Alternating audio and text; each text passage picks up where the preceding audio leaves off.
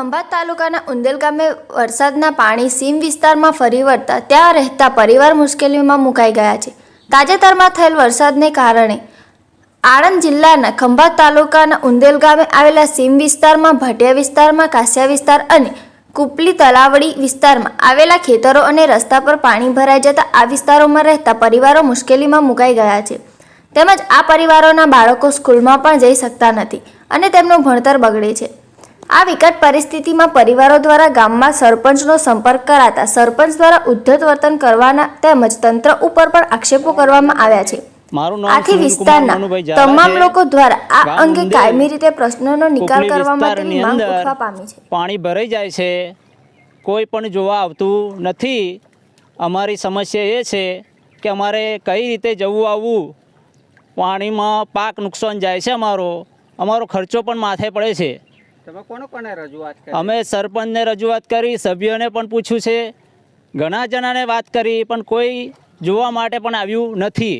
સરપંચને રજૂઆત કરી, તમે સરપંચ શું કહે? સરપંચ તો એવું કહે છે, હું શું કરું, હું પાણી પી જાઉં, એવી પણ વાત કરે છે।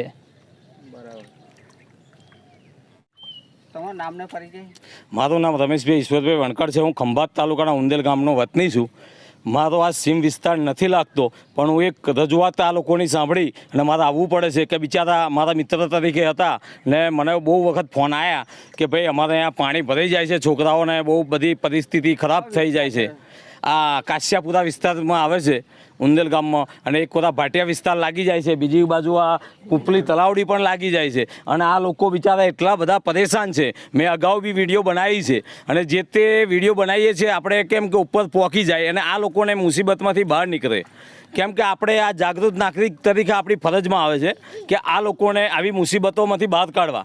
આ લોકો બિચારા વારંવાર ઘણા વર્ષોથી કે રજૂઆતો કરતા આવેલા જ છે કે જેઓને વારંવાર રજૂઆત કરવા હોવા છતાં કોઈ ઉચ્ચ અધિકારીઓએ આમની તપાસ લીધી નથી।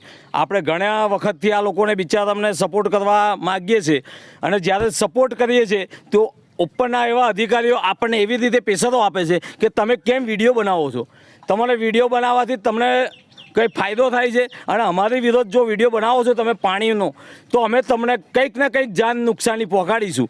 તે માટે આપણે ઉચ્ચ અધિકારી લગીને ઉપરના તમામ અધિકારીઓ જોડે આ વિડીયો પહોંચાડવા માટે અને મારી ગામની જનતાને ન્યાય મળે તે માટે હું વિનંતી કરવા માગું છું કે હર પ્રશ્નમાં હવે કાલે વરસાદની આગાહી વધારે બોલી રહી છે, એવી આગાહીમાં કંઈક આ લોકોને કોણ કાઢવા આવશે, એમનું કોણ એ થશે કદીક વધારે ઓછો વરસાદ આવી ગયો ત્યારે કોરાના ગામનું પાણી આ જગ્યાએ ભરાઈ જાય છે તો કોણ આ લોકોને જોવા આવશે? જો ઉનાળે શિયાળે આ લોકોની કોઈ પરિસ્થિતિ સાંભળવા માટે આવતા જ નથી તો આવી પરિસ્થિતિમાં અમને કોણ સામું જોવા આવશે?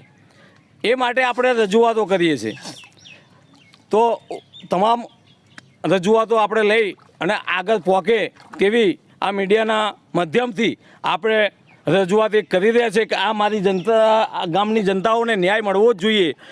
ભલે સરપંચ કે કોઈ તાલુકા વિકાસ અધિકારી, કોઈ જિલ્લા વિકાસ અધિકારી ના આવતા હોય, પણ એમના ઉપલા અધિકારીઓને પહોંચે અને તાત્કાલિક આ લોકોનું નિરાકરણ થાય એવી આપણી એક રજૂઆત છે।